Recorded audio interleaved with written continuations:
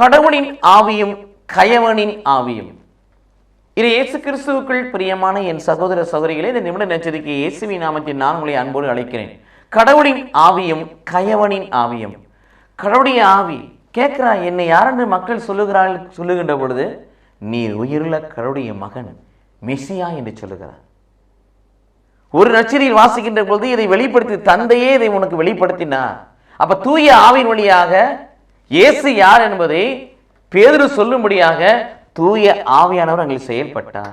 தூய ஆவியானவர், தந்தையின் ஆவியானவர் அந்த நேரத்திலே பேதுருக்குள் இறங்கியபடினாலே, பேதுருவை ஆட்கொண்டபடினாலே அவர் சொல்லுகிறார், நீர் உயிருள்ள கடவுளுடைய மகன், நீர் மெசியா என்று சொல்லுகிறார். ஏன்னா அப்ப நிலைவரமான ஆவியானவர் கிடையாது.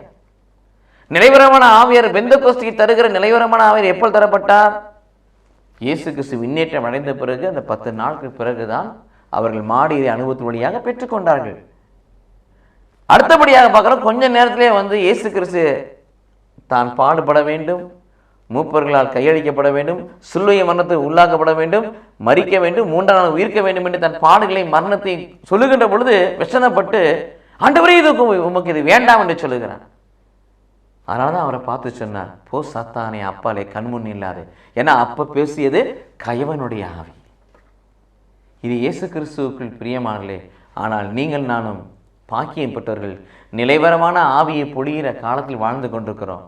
கயவனின் ஆவி, தீயவனின் ஆவி, தீமையின் ஆவி நம்மை ஆட்கொள்ள விடாமல் ஆண்டவர் இது நம்பிக்கை கொள்ளுகின்ற பொழுது பிரியமானவர்களே, யோவான் நற்செய்தி 7ஆம் அதிகாரம் 37 வாசிப்பது போல அந்த விசுவாசம் வழியாக நிலைவரமான ஆவியானவரை நாம் பெற்றுக்கொள்ள முடியும். அப்பொழுது இயேசுவை இந்த உலகத்திற்கு உயிருள்ள கடவுளுடைய மகன், மீட்பர், மெசியா, போதகர் என்று நீங்களான் அறிக்கை செய்ய முடியும். அத்தனை அறிக்கை செய்யக்கூடிய பிள்ளைகளாய் மாறுவோம். தீயவனுக்கு இடம் கூடாத வாழ்க்கையை நாம் ஆக்கிக் கொள்வோம்.